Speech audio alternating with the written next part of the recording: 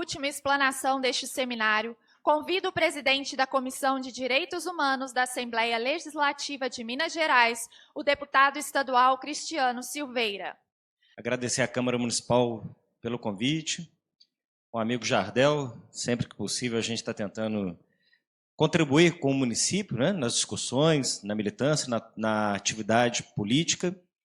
Eu confesso que quando a gente vem para esse tipo de encontro, a gente prepara a nossa fala, né, em cima da temática proposta, mas aí no decorrer das falas que a gente vai ouvindo, discussão sobre a violência contra a mulher negra, a situação dos autistas, dos deficientes, o debate sobre a questão transgênero. Então, quer dizer, a gente fica doido para dialogar, né, para dialogar com quem fez uso da fala, no sentido de concordância, às vezes até complementação sobre esses assuntos. Mas eu vou tentar, então, ficar lá no que eu me propus, que é falar um pouco dos direitos humanos. E para a gente que está na militância, né, como operador dos direitos humanos, não tem vida fácil. Em nenhum momento nunca foi fácil. Mas talvez no momento histórico que nós estamos vivendo, da sociedade, o mundo em geral, e no Brasil não é diferente, talvez é um dos momentos mais dramáticos para quem atua e milita na agenda política dos direitos humanos. Que não é novo a turma falar, né? Direitos humanos é passar a mão no cabeça de bandido, não é isso? Ou fala? A gente fica lá na porta da cadeia, saber se o bandido está comendo bem, se o banho está frio, se a cela está lotada. Então a gente tem um pouco esse estigma, né? É verdade também que o direito humano é todo ser humano, por mais absurdo que pareça o crime que ele tenha cometido. E se nós não tivermos uma mudança na nossa Constituição, ou no Código Penal, ou naqueles documentos do qual o Brasil é signatário, como a Declaração Universal dos Direitos Humanos, nós temos que atuar quando aquele que está em cumprimento, né, do que determina a lei tem o seu direito violado. Eu falo que quando a gente se preocupa também com o modelo carcerário que nós temos, isso vai além da qualidade da comida que quem está preso em cumprimento de pena está recebendo. Isso quer dizer também do que tipo de sujeito nós vamos devolver para a sociedade ao término do cumprimento dessa pena. Não sei se vocês sabem, mas 70% de quem hoje passa ou passou pelo sistema prisional volta a reincidir. 70% é um número elevadíssimo. A pergunta que eu faço também é a seguinte, além da preocupação que nós temos daquele que foi vítima deste autor do ato criminoso, quem será o próximo, já que os dados mostram que a reincidência é muito alta? Então, hoje nós temos um modelo penitenciário no nosso país que ele priva da liberdade o sujeito que cometeu o ato criminoso, mas ele não resolve o problema da reinserção social. Às vezes nem sei se o termo correto é reinserção, porque tem muita gente que está lá que nunca foi inserido para ser reinserido. Essa é que é a verdade. Num debate amplo de segurança pública, nós temos que também admitir que o Estado brasileiro se faz presente, na maioria das vezes, da população pobre, especialmente preta, na hora da adoção de medidas, né? Mas o Estado não se fez presente quando, por exemplo, o jovem estava cursando o chamado percurso formativo criminoso, até se tornar realmente criminoso. Então, o máximo de contato que ele vai ter com o poder público é no momento da adoção das medidas. E onde o Estado estava no momento que este sujeito não foi disputado. Eu falo isso por experiência. Nós já executamos uma série de programas na região metropolitana que tiveram um resultado significativo quando a gente, né, fazia essa disputa da sociedade e da juventude, especialmente a vulnerabilizada. Então, a ausência do serviço público, a instabilidade econômica, a destruturação dos conceitos, preceitos, valores familiares, tudo isso são componentes geradores de violência e criminalidade. Tudo isso é fator gerador. Então, volto a dizer, nós nunca teremos um sistema eficiente de segurança pública quando sempre a primeira medida em debate de segurança pública for, vamos chamar a polícia. Com todo respeito ao capitão, mas não dá para ficar na conta só da polícia toda a discussão das ações, dos programas e da política de segurança pública. Então, é um debate que a gente tem que fazer. Da prevenção, da adoção, da celeridade das investigações das medidas e, por fim, do modelo punitivo, consequentemente, de ressocialização. Esse é o fluxo, né? Nós temos que pensar sobre ele. Então, eu estou dizendo isso para mostrar que na Comissão de Direitos Humanos o nosso debate é muito amplo. Olha, tem a questão carcerária, que é um fator fundamental, importante. Mas vai além. Tem a questão indígena, dos idosos, das mulheres, da comunidade LGBT, do sem-teto, do sem-terra. Então, o escopo da nossa atuação é um negócio que vai longe, né? Para muito parlamentar, a pauta de direitos humanos ela é de desgaste. E é verdade. Ela não é uma pauta fácil. Aquele que assume a bandeira de fazer a discussão, o debate no espaço do legislativo em defesa dos direitos humanos, corre o risco de ser mal compreendido, porque eu tenho um adversário forte lá fora, que é quem constrói equivocadamente os conceitos de quem atua na pauta dos direitos humanos. E a imprensa, lamentavelmente, ela é uma aliada no ponto negativo da desconstrução do que nós fazemos, do nosso trabalho, da nossa luta, né? E eu estou lá, então, nessa peleja. A gente poderia estar na Comissão de Minas e Energia, para fazer um lobby com as empresas e arrumar um dinheirinho para nós na campanha. A gente poderia estar na Comissão de Indústria e Comércio para propor uma desoneração de carga tributária para qualquer segmento e ganhar um dinheirinho na campanha. Então, nós fizemos a opção por trabalhar com os chamados excluídos, com os mais pobres, com os que vira e mexe têm seu direito violado.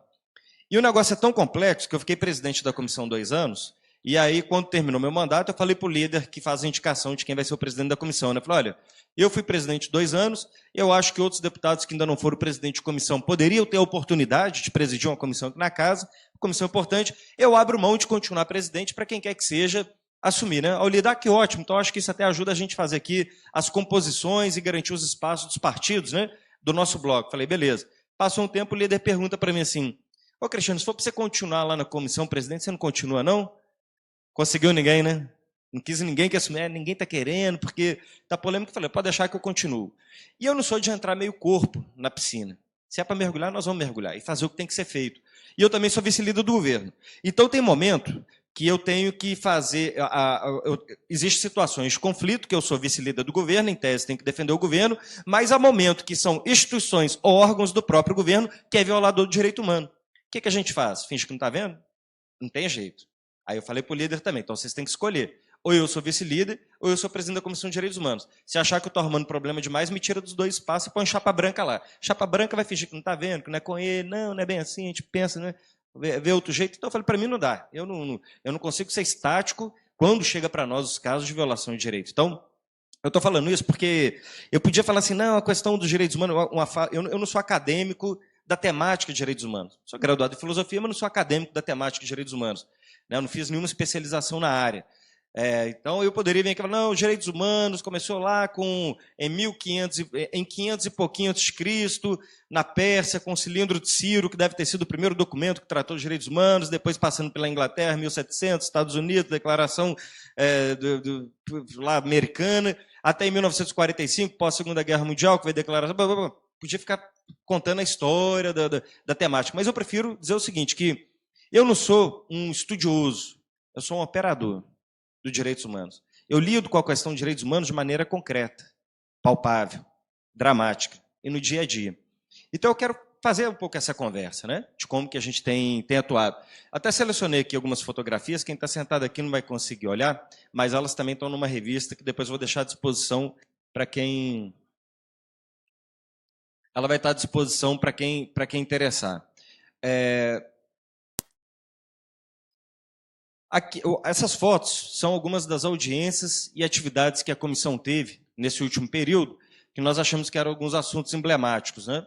Nós tivemos audiência para discutir recomposição do efetivo de investigadores da Polícia Civil no nosso Estado, porque eu falo que quando você tem um processo jurídico bem montado, isso significa que você terá mais chance de, dentro do processo jurídico, ter o seu direito respeitado.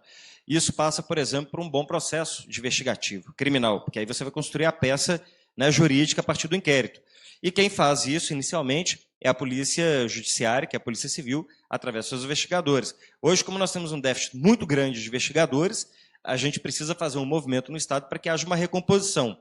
Eu, particularmente, acho que nós deveríamos ter em Minas, na verdade, o chamado ciclo completo, né?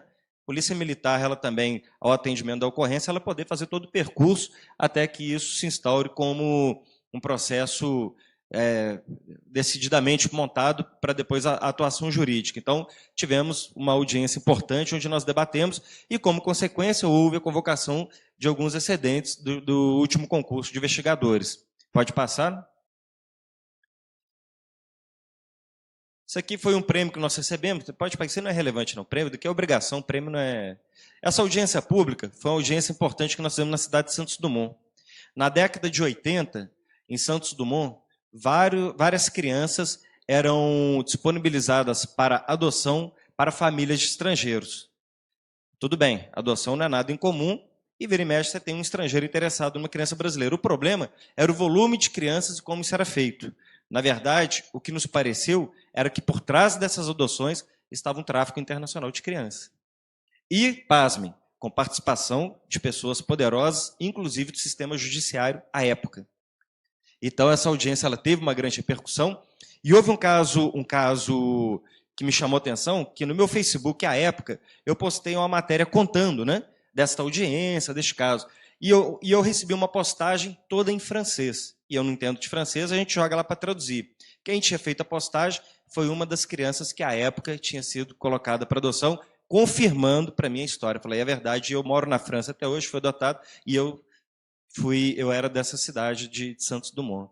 Achei extremamente impressionante. Hoje nós temos a Polícia Federal, no caso, que está junto com o Ministério Público Federal, fazendo a investigação desse processo. Pode passar? Pode passar. Aqui os agentes penitenciários, que a gente também tem também uma atuação. Pode passar. Pode passar. Saúde, a gente atua na... Esse aqui também é um caso emblemático. Esse é o seu Eugênio. O seu Eugênio esteve na Comissão de Direitos Humanos, sempre esteve lá no nosso gabinete. Há uns 20 anos atrás, lá em Belo Horizonte, tinha o Maníaco da Anchieta. O Maníaco da Anchieta era um cara que violentava as mulheres e matava. O seu Eugênio era, então, o Maníaco da Anchieta. Foi preso, estava com a namorada na praça, a polícia veio, abordou, que já estava investigando ele, levou o seu Eugênio.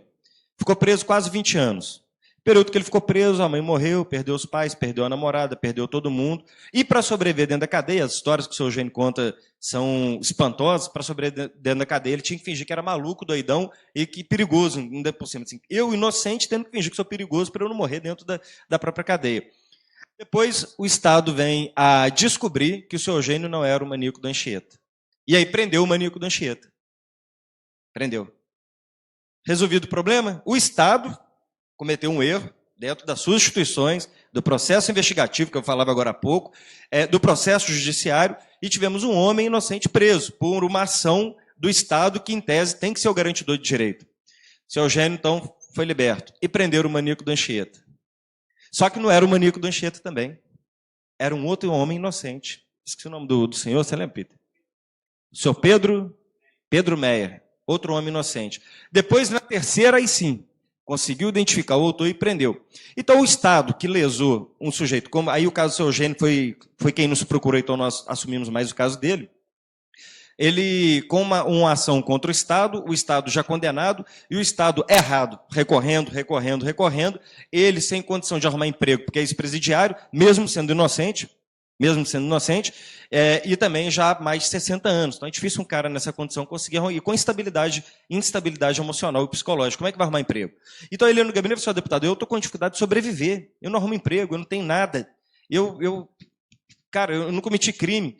E um homem já nessa idade, né, nessa situação. Eu falava com a nossa equipe lá no gabinete que eu queria muito que o seu Eugênio pudesse ter o dano reparado, e nenhum valor vai conseguir reparar, porque 2 décadas da sua vida numa cadeia, sofrendo tudo que você sabe que tem no ambiente da prisão, sendo inocente, não tem nada que pague isso. E eu falava para os meninos, eu só queria que o seu Eugênio pudesse ser reparado minimamente do dano antes dele morrer, né? Seria triste alguém chegar para você, Cristiano, seu Eugênio, que estava aqui direto, morreu e está lá a ação até hoje esperando. É uma outra falha que nós temos no nosso país, né? A morosidade do nosso judiciário, né? Um judiciário extremamente caro e moroso. E aí você pede um juiz para a comarca, não tem, porque não tem orçamento. Quando você vai ver as regalias que tem, o político também tem muita regalia, mas o judiciário é um negócio absurdo. Então, bom, vamos lá. O seu Eugênio, por fim, eu não sei se foi fruto da audiência, pode ter criado alguma sensibilidade, não sei, nós fizemos alguns requerimentos, ele conseguiu o pagamento de um auxílio financeiro de 3 salários, enquanto aguarda o pagamento, né, o julgamento final, para que o Estado possa pagar a sua indenização.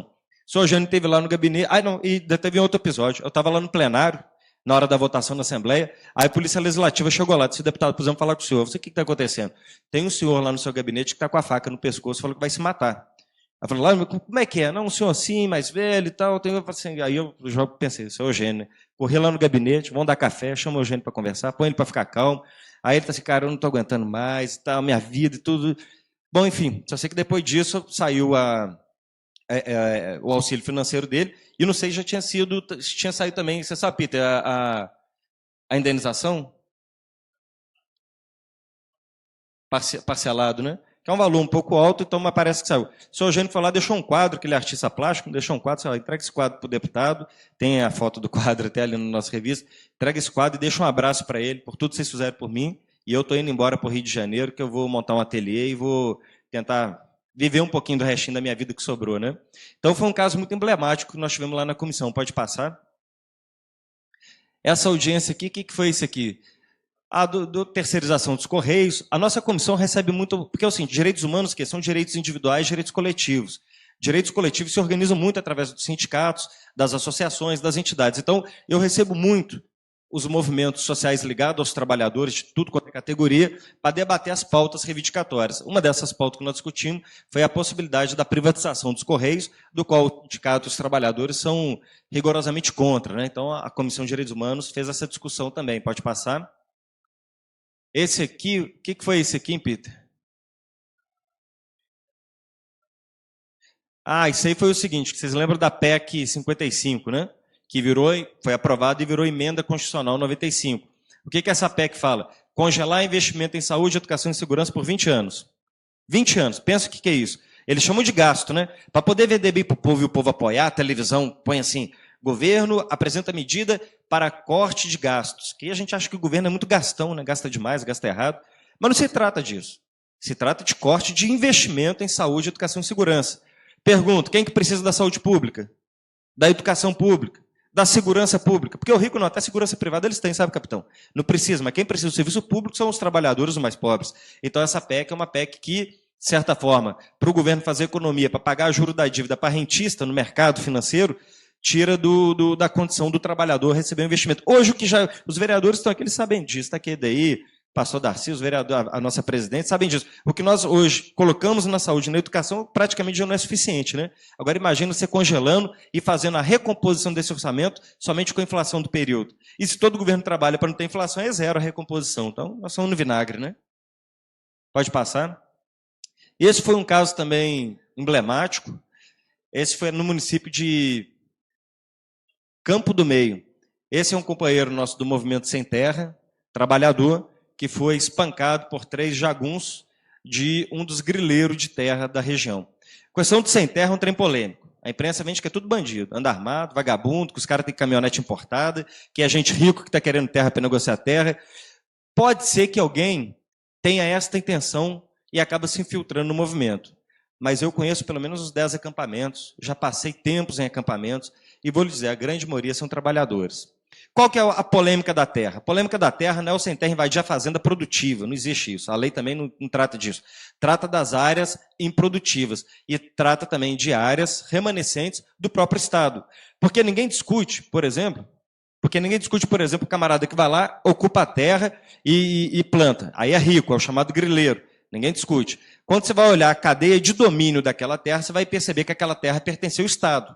Ele invadiu por 10, 20, 30 anos, ficou lá, se estabeleceu. Agora, o sem terra, quando quer ocupar uma área para modos familiares, para subsistência, que não é para plantar eucalipto, nem colocar gado, para subsistência, aí é tudo bandido criminoso. Quem que é o dono da terra, o verdadeiro dono da terra? Se você fizer uma retrospectiva histórica do dono da terra, não é isso? Nós vamos perceber que o dono da terra somos todos nós, ninguém pode pegar e cercar. O Jean-Jacques Rousseau, e eu sou da filosofia, né? O Jean-Jacques Rousseau, filósofo lá do século XVIII, ele dizia o seguinte: o grande problema da propriedade privada é que alguém cercou um pedaço de terra e disse que aquilo era seu. E encontrou gente suficientemente simples para acreditar que aquilo fosse verdade.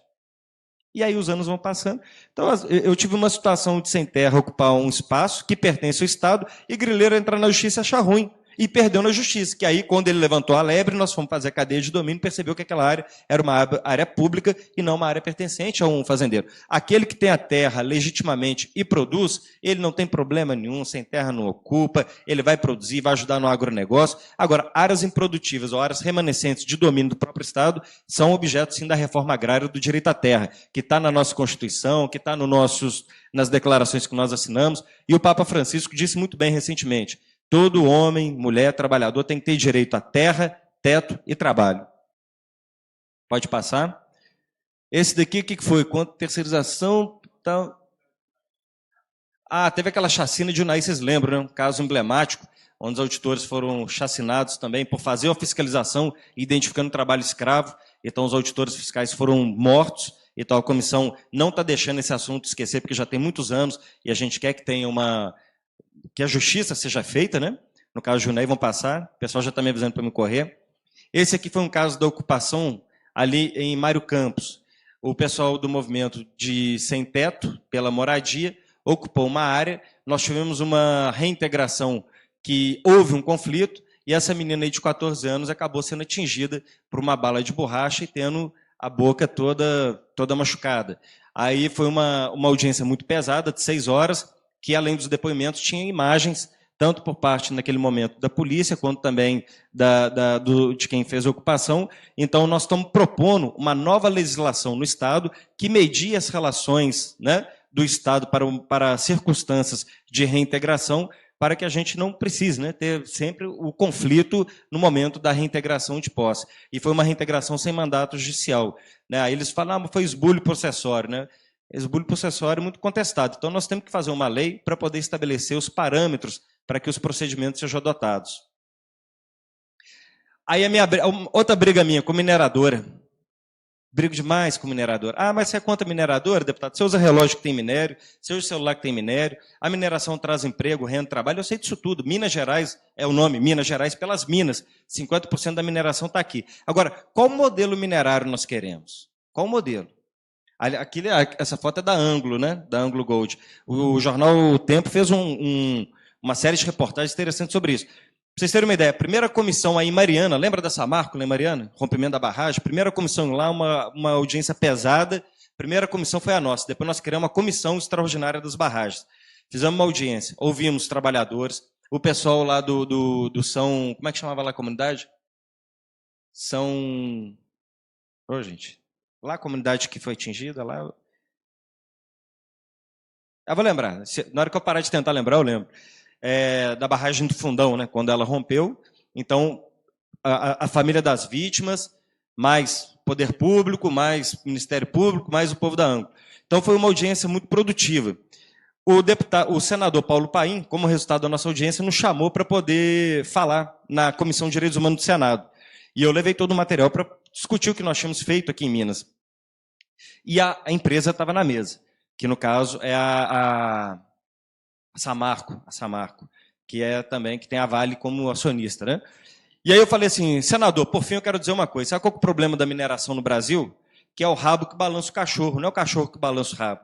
É quem quer minerar, fala como, quando, onde e de que jeito quer minerar. E não o poder público que deve conceder e fazer a fiscalização que determina as regras que garantam a segurança. Porque aqui em Minas já foram 6 rompimentos, já tivemos outros rompimentos com vítima, esse não foi o primeiro. E, lamentavelmente, eu vou dizer para vocês, não será o último, infelizmente.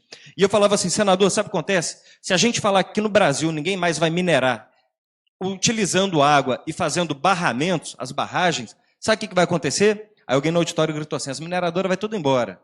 Eu falei assim, não senhor, coloque em disponibilidade as outorgas para mineração, que você vai ter um conjunto de empresas falando que nós vamos minerar com novas tecnologias. Na mesma hora, o trem é bilionário. É dinheiro demais. Quando acabou a audiência, o moço da Samarco está assim, deputado, inclusive nós já temos tecnologia para isso, viu? Ou seja, como a gente não é rigoroso, os caras ficam à vontade de fazer do jeito que querem. E é verdade que tem lobby, tem muito lobby. Quem paga a banda escolhe a música. Então tem muita gente que está lá para poder fazer o lobby em prol desse segmento. Então aí, essa aqui, gente, a última foto, foi aqui em Muriaé. Foi ali em, como é que chama a comunidade? Hoje está difícil a memória. O Frei Gilberto, ali em Muriaé. Belisário, lá no Belisário. Frei Gilberto sofreu ameaça de morte, porque também tem uma luta contra a mineração que vai atingir, impactar uma área significativa da Serra do Brigadeiro. E essa área que eles querem fazer a mineração é uma área que nós temos a agricultura familiar. A agricultura familiar pode não deixar o cara rico como deixa a mineração, mas durante décadas e décadas, sendo feito de forma sustentável, sempre a terrinha vai estar ali para alimentar a família, as pessoas, não é isso? A sobrevivência. A mineração, ela vem, traz uma pseudo-prosperidade de 20, 30, 40 anos e depois vai embora, deixa só a pobreza e a terra arrasada. Então é isso que nós estamos discutindo. Quer minerar, vai minerar em outra área, mas perto da área de parque, em uma área onde nós temos agricultura familiar. Então o Frei Gilberto entrou na pauta, a comissão atuou, acionamos a Polícia Militar, a Polícia Civil, o Frei foi incluído no programa de proteção de defensores de direitos humanos, e aí a gente está acompanhando o caso de perto, parece que por horas nós estamos com isso estabilizado, né? Acabou os slides? Bom, então eu vou encerrar, porque já me pediram para encerrar, mas isso aqui, gente, não foram todas as nossas ações. Se a gente parar para contar, dá para escrever uns 3, 4 livros de tanta coisa que nós já pegamos de polêmicas, né, de trabalho.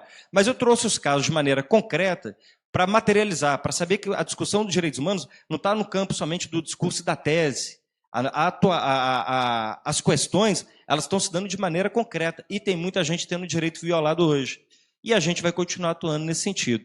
Eu convido, depois, se quiser conhecer mais sobre o nosso trabalho, tem as páginas no Facebook, vamos deixar uma revista, tem as redes sociais. Quem tiver interesse em acompanhar mais o nosso trabalho na comissão, tem esses espaços. Então, eu espero ter contribuído aqui com a discussão. Agradeço a paciência de todos, mais uma vez, pelo convite. E parabéns à Câmara, pelo grande evento.